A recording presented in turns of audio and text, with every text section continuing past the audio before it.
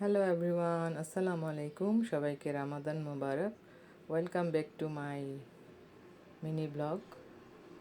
তো সবাই না টেনে দেখবেন, আশা করছি সবার কাছেই ভালো লাগবে আজকের আমার এই ব্লগ ভিডিওটি।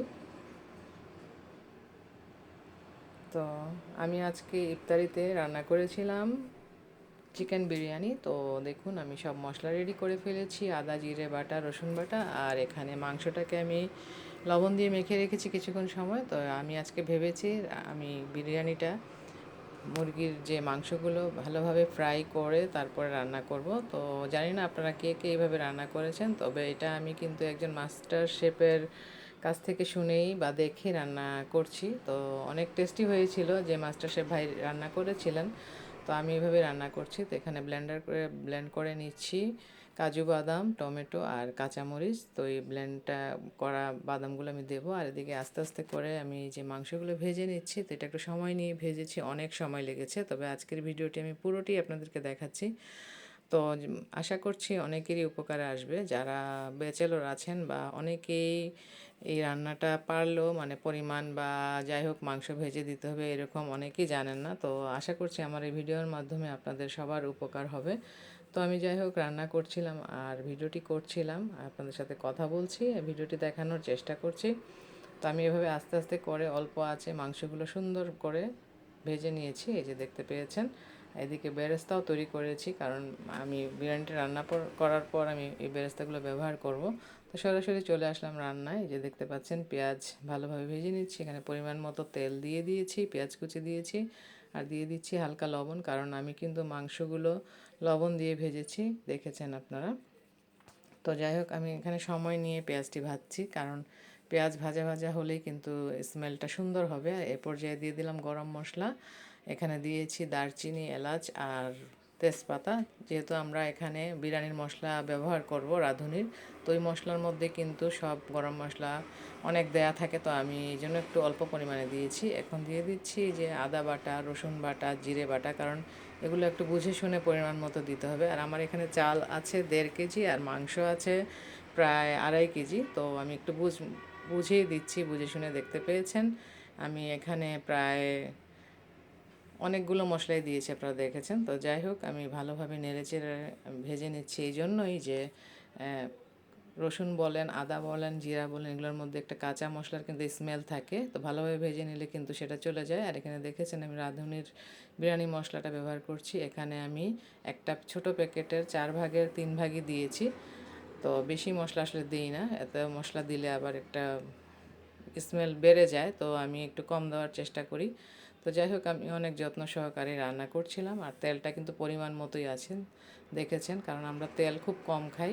আগেও বলেছি, আমার অন্যান্য রান্না তো আপনারা দেখেছেন। তো যাই হোক এই যে দেখুন নেড়েচেড়ে সুন্দরভাবে আমি কষাচ্ছি। মশলা যত কষাবেন ততই কিন্তু মশলার যে কাঁচা স্মেল থাকে সেটা চলে যাবে। তো যাই হোক আমি রান্না করছি, অনেক ভালো লাগছে। দেখুন কালারটা কত সুন্দর হয়েছে মশলার। এ পর্যায়ে আমি একটু দিয়ে দিলাম বেরেস্তা। তো বেরেস্তা দিলেও কিন্তু কালারফুল হবে এবং স্মেলটাও ভালো আসবে, সেজন্যই দেয়া। তো আপনারা দেন কিনা জানি না, আমি কিন্তু দিয়েছি। তো এক পর্যায়ে আমি দিয়ে দিচ্ছি দুধ, যেহেতু আজকে দই ছিল না, টক দই।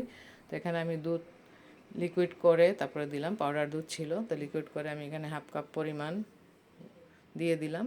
আর ভালোভাবে নেড়ে চেড়ে যে দেখুন কষাচ্ছি। তো কষানোর কাছেই সব কিছু আমি যতক্ষণ কষিয়েছি আপনাদেরকে দেখানোর চেষ্টা করেছি। এরপর দিয়ে দিচ্ছি এই যে বাদাম বাটা, এখানে ছিল টমেটো, কাঁচামরিচ, বাদাম দেখেছেন আপনারা ব্লেন্ড করার সময়, তো এগুলো সবগুলো দিয়ে দিলাম।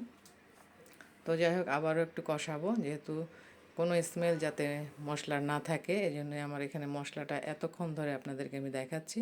আশা করছি আপনারা এভাবে রান্না করে খেলে খুবই মজা পাবেন।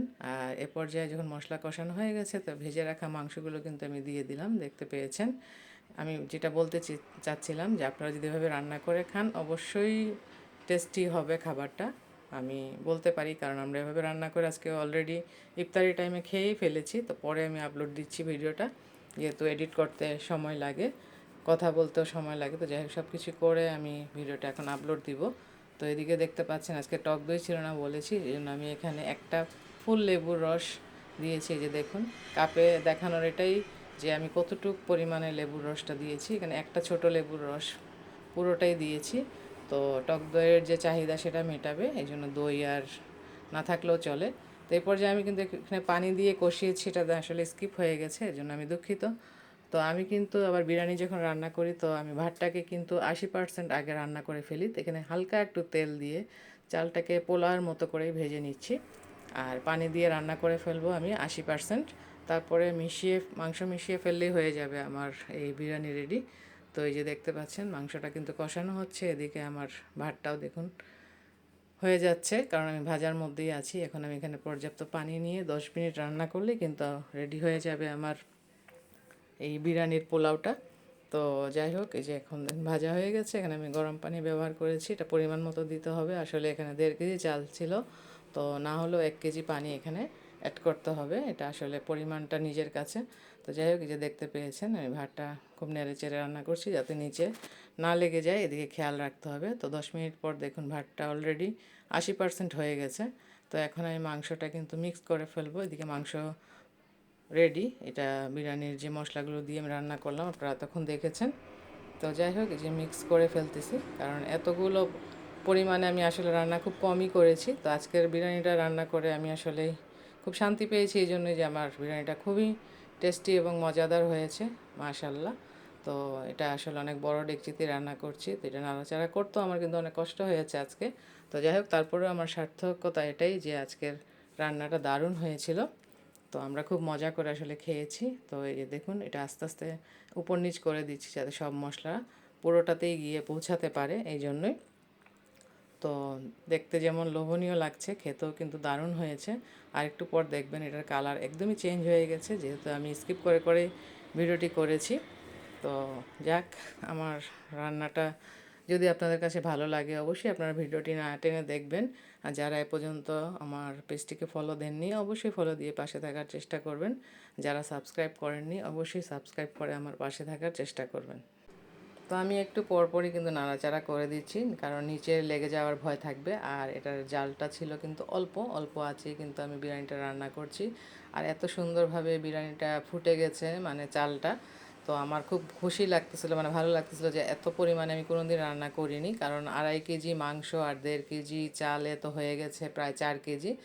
তো আমি আসলে সাকসেস, যে আজকে রান্নাটা আমার দারুণ হয়েছে। তো এই বিরিয়ানির আবার নিয়ে নিচ্ছি, এটা আমি আশেপাশের বাসায় বাড়িতে দেবো আর কি ইফতারি। তো এই জন্য আমি বক্সে বক্সে করে নিয়ে নিচ্ছি, কারণ এতগুলো রান্নাই করেছি এই জন্য আজকে, যে ইফতারি দেওয়ার জন্য। তো যাই হোক, সবাই খেয়ে অনেক নাম করেছে যে আপনার রান্নাটা দারুণ হয়েছে। তা আশা করছি এভাবে যদি আপনারা রান্না করে খান তো কেউ আমাকে মানে খারাপ বলবেন না যে আমার এই রান্নাটা তেমন একটা ভালো হয়নি। আশা করছি অনেক ভালো হবে। আমরা তো মানে অলরেডি খেয়েছি, অনেক ভালো হয়েছে। তো এদিকে দেখুন বেরেস্তা দিয়ে আমি রেডি করে ফেললাম। আমি 2-4টা বাসায় এভাবে ইফতারি আজকে দিয়ে দেবো। তো এদিকে ইফতারের টাইমও হয়ে গেছে, আমরা খাওয়া দাওয়া শুরু করে দিয়েছি। তো আজকে সবাই ভালো থাকবেন, আমি সবার জন্য দোয়া করি, আমার জন্য দোয়া করবেন। বিদায় নিয়ে নিচ্ছি, আবার একটি নতুন ব্লগ ভিডিওতে দেখা হবে। আল্লাহ হাফিজ।